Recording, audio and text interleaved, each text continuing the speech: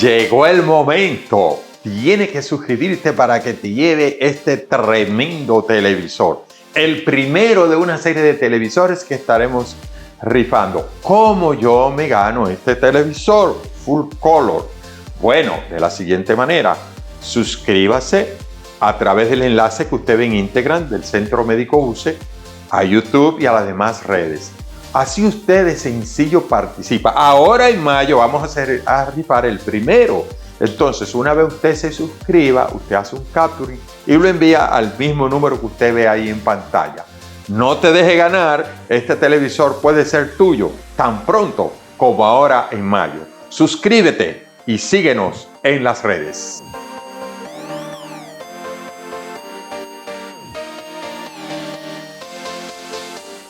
Damos la bienvenida una vez más a su programa UCE Salud. Como de costumbre, tenemos invitados e invitadas con el más alto entrenamiento en su especialidad, con la finalidad de que le lleguen a ustedes informaciones de último momento, o sea, lo que se está hablando hoy, lo necesario para que usted tome decisiones oportunas y de manera correcta. Y en el día de hoy tenemos a la doctora María Caraballo, quien es internista y nefróloga. Para que entiendan, un internista primero después de ser médico general, es una especialidad de medicina interna y posteriormente hace una subespecialidad en todo lo que es vías urinarias. Las enfermedades no quirúrgicas que afectan todo el tracto urinario, ¿verdad? Y quien va a explicar mejor eso es la doctora María Caraballo. Bienvenida, doctora, a UCE Salud. Gracias, doctor, por la invitación. Yo estoy muy bien, gracias a Dios. Bueno, siempre la sonrisa está muy bien, ¿verdad? Gracias. Doctora, nosotros vamos a hablar de los riñones. Aunque hablemos en singular, es bueno que se sepa que tenemos dos riñones, a menos que uno nazca con una agenesia de algún riñón, o sea, la falta de nacimiento, o 3 o 4, eso sabrá usted. Yo quiero iniciar preguntándole, doctora, ¿de dónde es usted? ¿De dónde es María Caraballo? Bueno, yo soy nacida acá, pero criada en Sabana Grande de Boyá, que es un municipio de la provincia de Monteplata. Sí. ¿Y por qué usted decidió estudiar medicina? Bueno, yo desde pequeña he estado involucrada mucho en el tema de la salud porque mi mamá fue enfermera. De hecho, mis vacaciones eran en hospitales y clínicas. Entonces fue muy natural para mí. De ahí vino el amor. Exacto, a eso. Exacto. Perfecto. Así es. Doctora, vamos a hablar de los riñones, pero antes yo veo que la gente dice, cuando algo le sale caro, a mí eso me costó un riñón. Y es que en algún momento los riñones han sido moneda de cambio.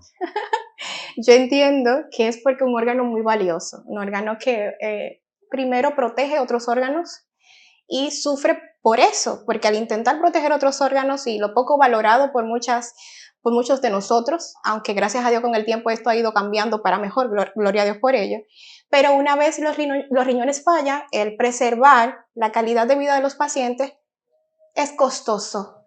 El tema de las terapias de sustitución renal, el tema del trasplante también. Entonces entiendo que ante ese concepto, pues las personas entienden que es bastante valioso y por eso el término de que le costó un riñón. Usted acaba de decir que es un órgano que normalmente protege otros órganos. Así es. Entonces, partiendo de ahí, yo quisiera que llevásemos al público un poquito con más detalle de qué forma, de qué manera el riñón o los riñones protegen a los otros órganos.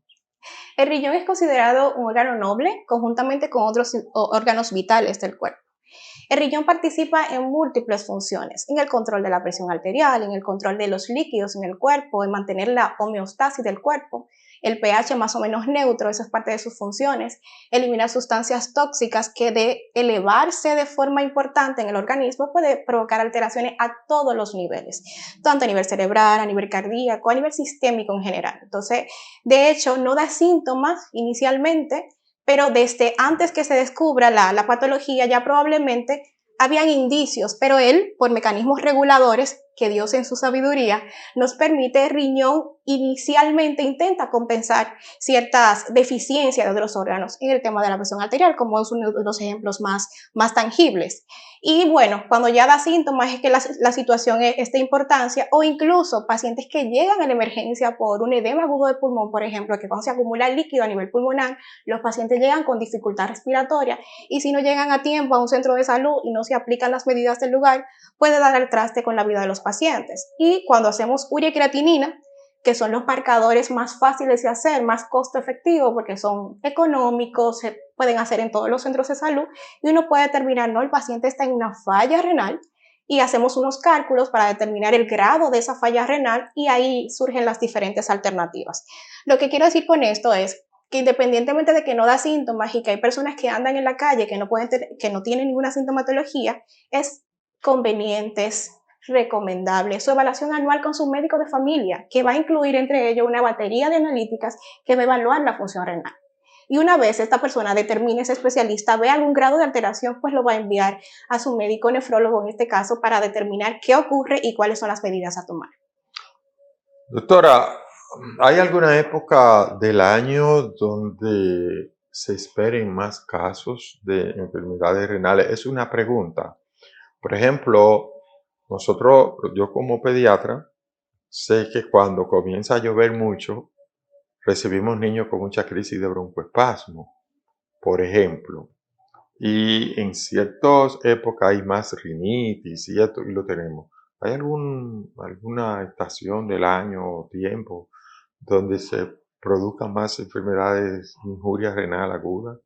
Bueno, quizá en otros países donde tienen un clima bastante variado en el sentido de que tienen esas temporadas estacionales bien definidas, pero nosotros tenemos un clima regularmente neutro, en el sentido de que hay temporadas donde hay más calor, obviamente que pudiéramos incidir que por ahí, por esa necesidad de hidratación que es mucho mayor, porque tenemos un clima bastante caluroso. Y hay pocos meses que nos permite cierto frescor, pero la gran mayoría del tiempo no es así. Entonces, en ese momento donde las necesidades de hidratación obviamente aumentan, pudiera estar más relacionado con alteración de la función renal.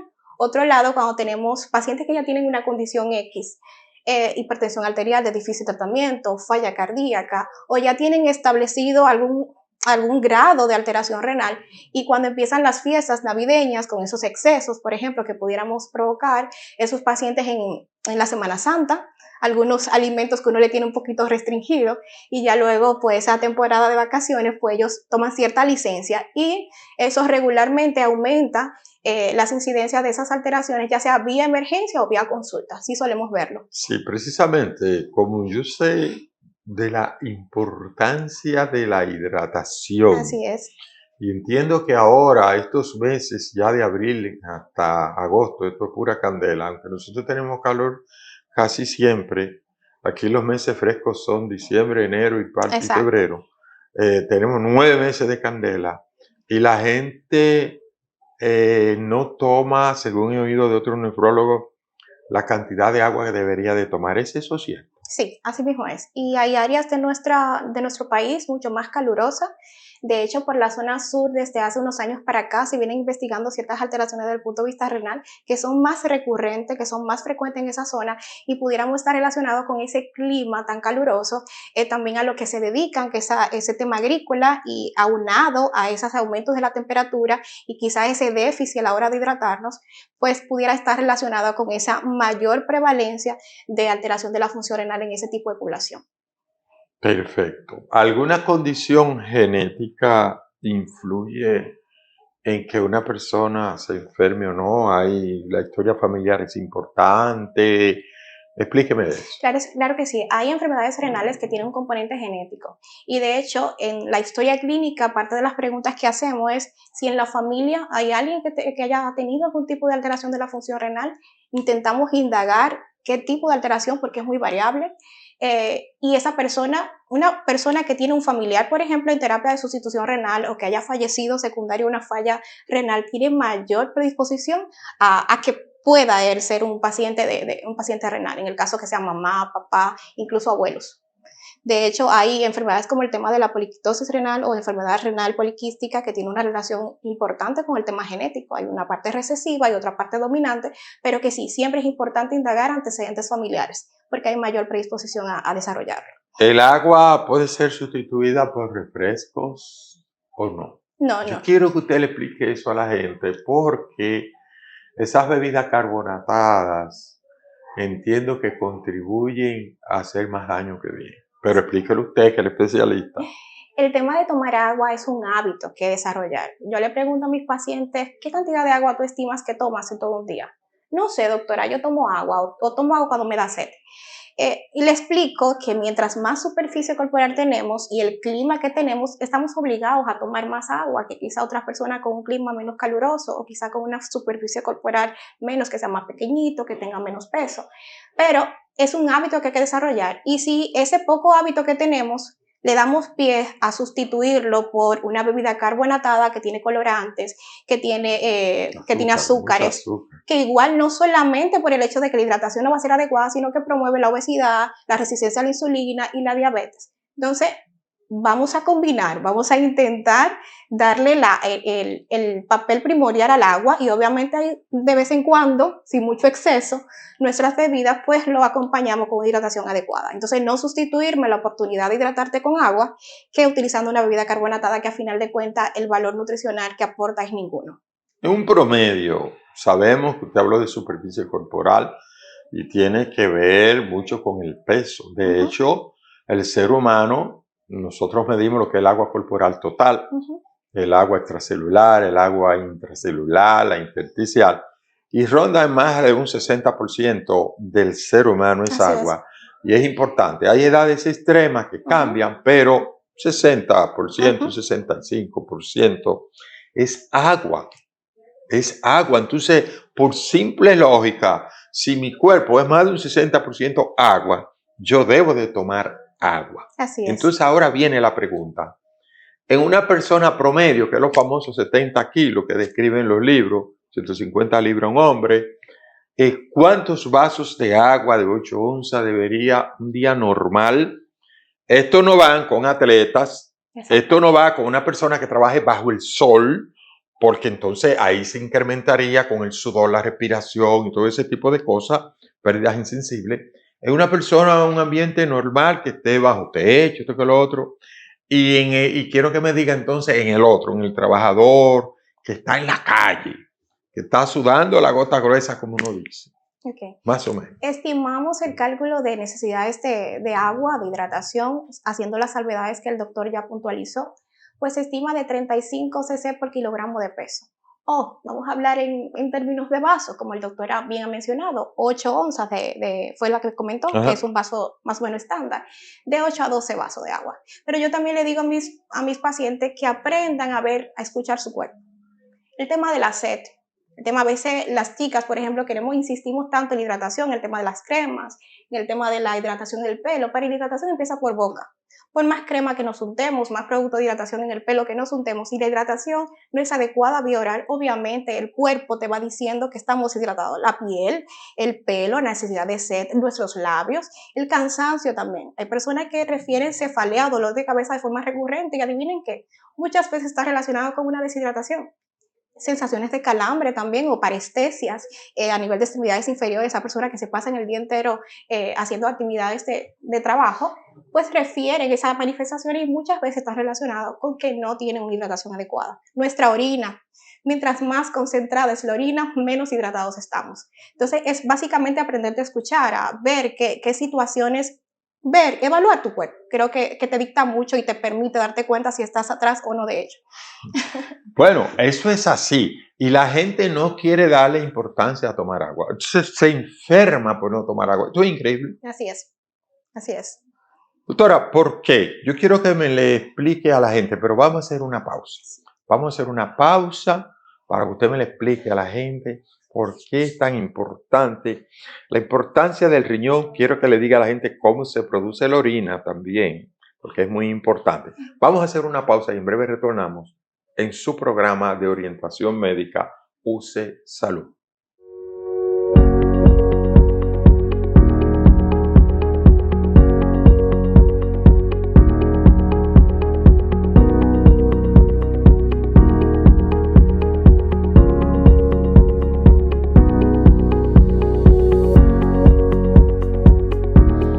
Continuamos en UC Salud y estamos conversando con la doctora María Caraballo, internista nefróloga. Doctora, ¿dónde usted presta su servicio? La gente quiere saber cómo la consigue, dónde, qué teléfono, qué horario. Bueno, yo me encuentro acá en la UCE, en el residencial UCE 1, en el consultorio 116. Ahí me pueden encontrar los martes a partir de las 8 de la mañana, de 8 a 12 del día estoy yo ahí, y previa cita.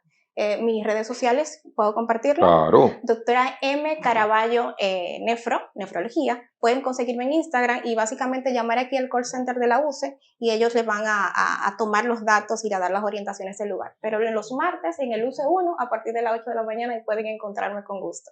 Perfecto. O al 809-221-0171 y entonces la extensión le ayuda la asistente. Tenemos a Lili ahí, Así que es. sabe los horarios y la va a atender con mucho entusiasmo. Así es. ¿Cómo se produce la orina, doctora? Bueno, la orina se produce luego de una serie de procesos secundarios a la filtración del plasma sanguíneo. Ocurren fenómenos de ultrafiltración, de absorción, y el cuerpo se queda con lo que necesita y desecha lo que no necesita. Y básicamente esos desechos, que su nombre lo dice, que no lo necesitamos, pues son expulsados por medio de la orina. Son procesos bioquímicos, pero se relacionan con la ultrafiltración, la eliminación del plasma sanguíneo y determinar qué necesita el organismo y qué requiere expulsar. Y eso se hace a través de la orina. Muchísimas sustancias que completan el proceso, pero en términos creo que ya no pudiéramos dar esa respuesta. Evidentemente.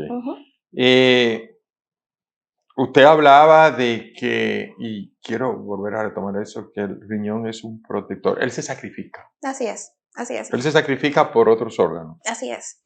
Y precisamente yo creo que si el riñón diera sintomatología, inicialmente pudiéramos llegar a un diagnóstico más temprano de esas enfermedades, porque ese es el tema.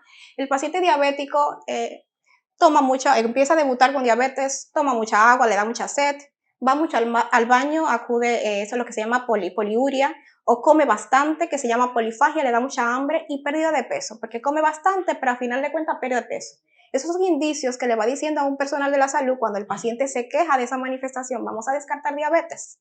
Pero sin embargo en el riñón no ocurre, aunque las manifestaciones de diabetes en una persona entrenada, un médico entrenado, pudiéramos decir, ok, vamos a descartar diabetes, pero vamos a ver qué pasa también a nivel de vía urinaria, porque esa sensación frecuente de querer orinar puede ser secundario a una alteración renal per se, pero inicialmente vamos a descartar la parte metabólica. Entonces creo que al no dar síntomas iniciales no nos aporta tanto diagnóstico tan temprano, pero al final de cuentas un médico preparado, un médico de familia, un médico general, un médico internista va a indicar las evaluaciones del lugar y podemos determinar en el momento donde pudieran estar ocurriendo los cambios y alterar la función renal, y ahí se deriva al nefrólogo y hacemos lo que tenemos que hacer con fines de preservar La la verdad vida. es que toda regla tiene su excepción. Así Y es. como la autora dice que normalmente no da síntomas de riñón, la excepción es el cólico nefrítico.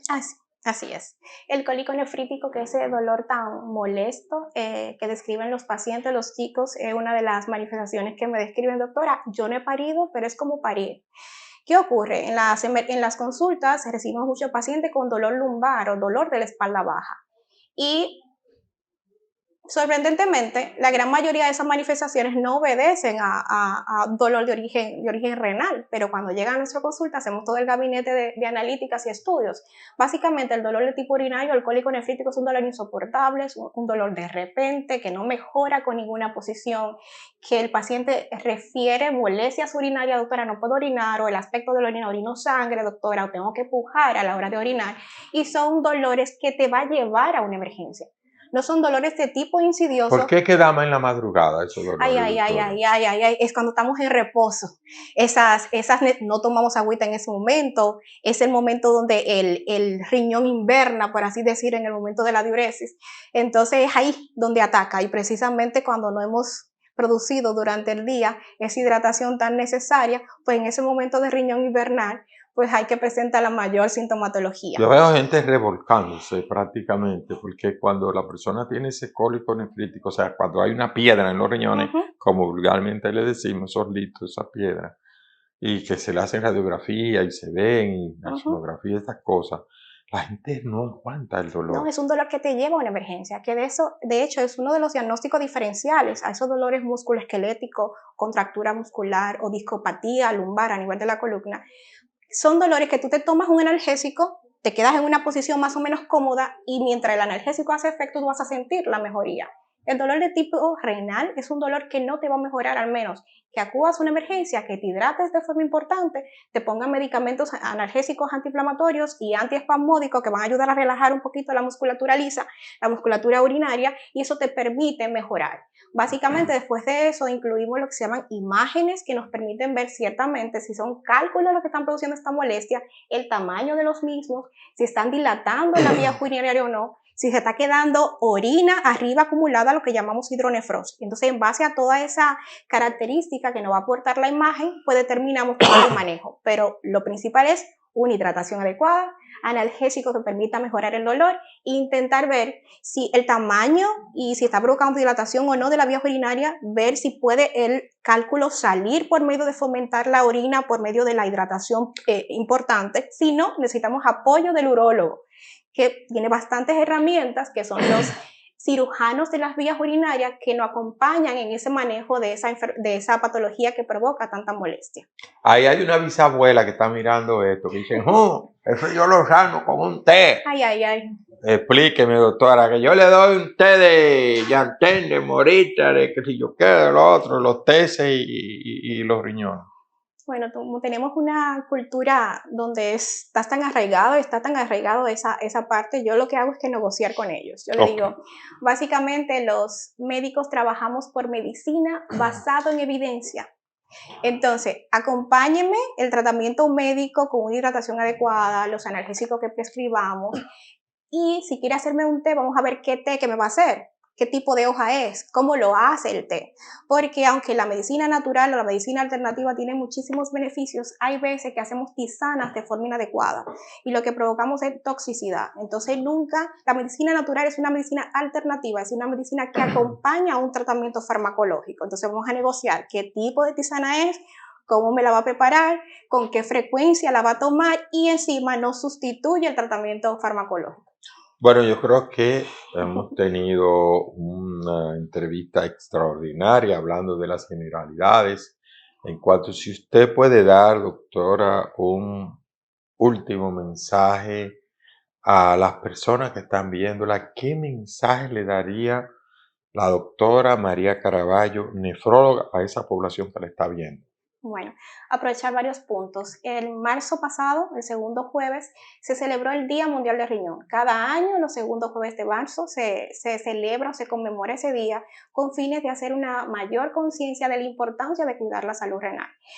Como insistimos en casi todas las preguntas que el doctor nos hace sobre la importancia de que no da sintomatología significativa, entonces acudir a una evaluación regular a tiempo nos permite estadificar, conocer tus factores de riesgo para padecer algún grado de enfermedad renal y eso nos permite un diagnóstico y un tratamiento oportuno. La hidratación, como bien apunta el doctor, por el tema del clima que tenemos, la automedicación que es tan frecuente, sobre todo en esos pacientes de mucha edad, donde ya por el simple hecho de tener una edad avanzada tienen mayor riesgo de una enfermedad renal. Utilizar medicamentos no prescritos por un médico a la dosis que requiere, por el tiempo que requiere, pues aumenta la probabilidad de daño renal.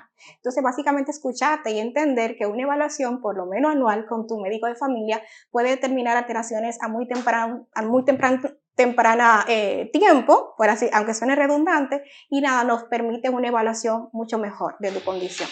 María, pedimos bendición del Señor para ti. Amén. Bendiciones sobremanera para ti, tu familia, tu vida. Hemos escuchado a la doctora María Caraballo, señores, producto dominicano, excelente. Ustedes pudieron ver una mujer joven, muy preparada y que se puede comunicar perfectamente bien. A ustedes muchísimas gracias. Vamos a pedirle que le den like, que se suscriban, que activen la campanita para que reciban las notificaciones. Use Salud se despide dándole las gracias por estar ahí acompañándonos y será hasta una próxima entrega.